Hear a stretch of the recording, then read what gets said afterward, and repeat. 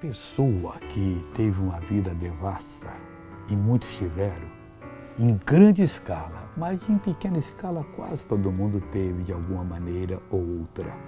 Veja o que o apóstolo Paulo fala em Romanos capítulo 6, versículo 19. Falo como homem, pela fraqueza da vossa carne, pois que, assim como apresentaste os vossos membros para servirem à imundícia e à maldade para a maldade, assim apresentai agora os vossos membros para servirem à justiça para a santificação.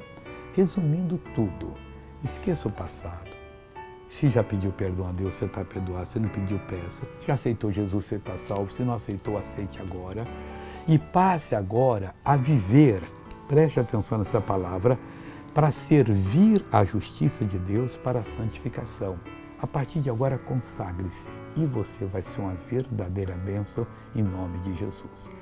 Veja essa pessoa contar do testemunho dela e eu já volto para orar. Estou com chikungunya quase um mês. Você não podia fazer isso? Não levantou os braços nem nada. Olha só como é que ele andava. E agora como é que você está andando, homem? Acabou, pessoal. Valdemir foi curado. Glória a Deus. Agora eu quero orar com você. Pai, estou unido com essa pessoa em Ti.